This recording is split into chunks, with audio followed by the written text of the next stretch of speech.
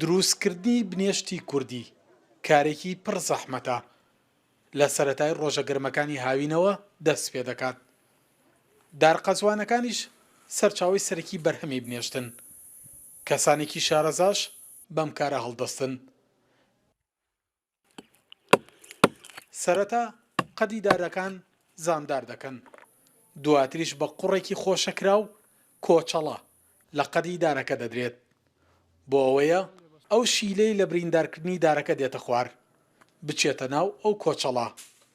دوای نزیکەی مانگێک لە بەرەبەیانێکی فێنکدا دەست بە کۆکردنەوەی بنێشتەتاڵ دەکرێت، دواتریش بۆ ساختکردنەوەی بەرهەمەکە بە خامی ئاڕاستەی بازاڕ دەکرێت.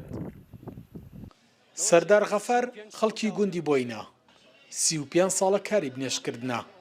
ئەو قۆناغی سەرەتای دروستکردنی بنێشتی کوردیمان بۆ ڕوون دەکاتەوە. ئەم بنێشتە ئاوەکەی بۆ کۆنی ئاوەکە بە قیاس تێکین ناکرێت ئاوی زۆری تێکەکەی ئاوی زۆر بێتامی بنێشتەکەی ڕوا کەمیش بێ ئەی سووتێنێ ئەبێ قیاسی خۆی جیاواز بێ ئەو قیاسی بنێشتی تێکەکەی بێ ئەوەنەش ئاوەکەیشی بۆ پێ قیاسەکەی بێ. ئێستا ئاومان تێکردووە کەمێکیش بنێشتم تێکردووە کەمێک بنێشتی تێکەم بۆ ئەوەی هەموو بینەران بیبینن بنێشتی کوردی خاڵص بەم شێوەیە ئاوەها ئەیکەینەوە ناوی ئەمە دووبارە ئەیپاڵێوینەوە لە بەرەوەی جاری وا هەیە ئاوا خەڵتەوشتی پێوەیە داری پێوەیە ئەو چیلکەی دارەکەی خۆیەتی ئەم دارەی پێوەیە بۆ ئەوەی دووبارە ئەیپاڵێوینەوە دارەکە نەچێتە ناویەوە. بنێشتەتاڵ کە ماددە خامە سەرەتایەکەی بنێشتی کوردیە چەند سوودێکی تایبەتی هەیە. شارەزایانی بوارەکەش ڕوونکردنەوە لەسەر سوودەکانی دەدەن.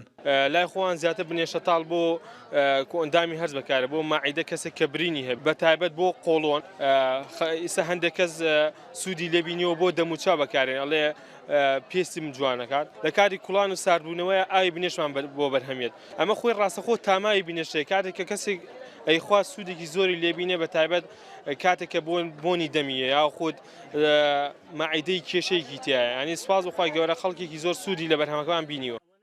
ساڵانە لە هەرێمی کوردستان بەشێک لە هاوڵاتیان وەک سەرچاوەیەکی بەدەستێنانی داهات یابووری کاریان بنێشتکردنە.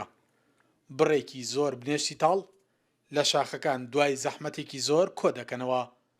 کورسات نیوز هەوڵیدا ئامارێکی دروستی بەرهەمی بنێشتەتاڵ بخاتە ڕوو، بەڵام هیچ داتایەکی دروست بۆ ئەم بابەتە لە لای لایەنە پەیوەندیدارەکان تاوەکێستا بوونی نییە. سەلاح جەمیل، کورسات نیوز، هەڵەبجە.